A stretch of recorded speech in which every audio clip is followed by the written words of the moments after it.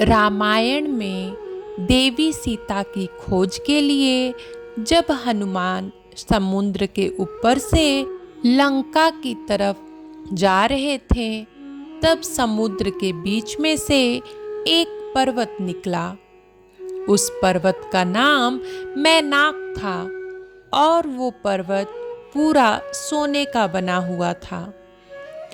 उस सोने के पर्वत ने हनुमान जी को देखा और उनसे कहा कि आप उड़कर लंका की तरफ जा रहे हैं, लेकिन अभी लंका बहुत दूर है, तो क्यों ना आप कुछ देर मुझ पर विश्राम कर लें।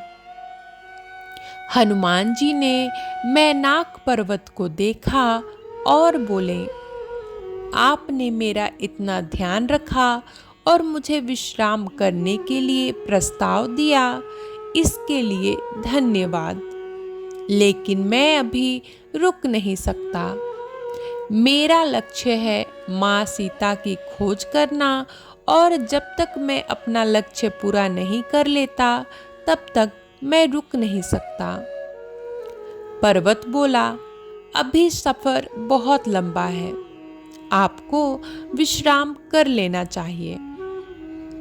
हनुमान जी बोले, अभी मुझ में बहुत उत्साह है, लेकिन अगर मैं आपकी बातों में आकर रुक गया तो मुझ में आलस्य आ सकता है।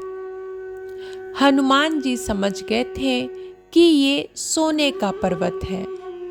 अगर मैं इस पर रुक गया तो कहीं ना कहीं मेरे जीवन में आलस्य, भोग विलास आ सकता है।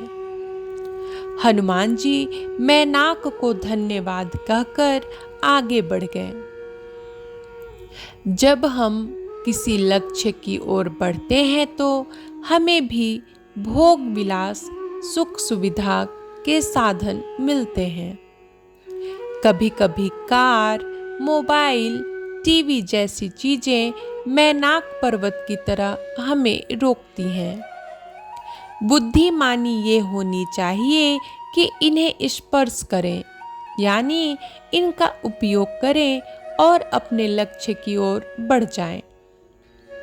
कुछ लोग इन चीजों में ही बंधे रह जाते हैं और अपनी मंजिल से भटक जाते हैं। अपने लक्ष्य तक पहुंचने के लिए हमें उन चीज़ों से हमेशा दूर ही रहना चाहिए जो हमें हमारे लक्ष्य से भटका सकती है। हमेशा अपने लक्ष्य को सबसे ऊपर रखें और जब तक उसे पा ना लें तब तक रुके नहीं। जो व्यक्ति अपने लक्ष्य को पाने से पहले ही खुद को आराम दे दे, वो अक्सर असफल हो जाता है। किसी भी काम में अगर सफलता पानी है तो उससे सबसे पहले पूरा करें, तब जाके उसके रिजल्ट्स के बारे में सोचें।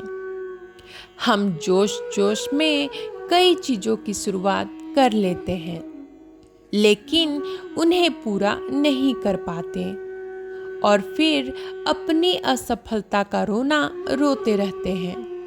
इसलिए लक्ष्य का होना और उसे पाने की पूरी कोशिश करना ही हमारा कर्तव्य होना चाहिए।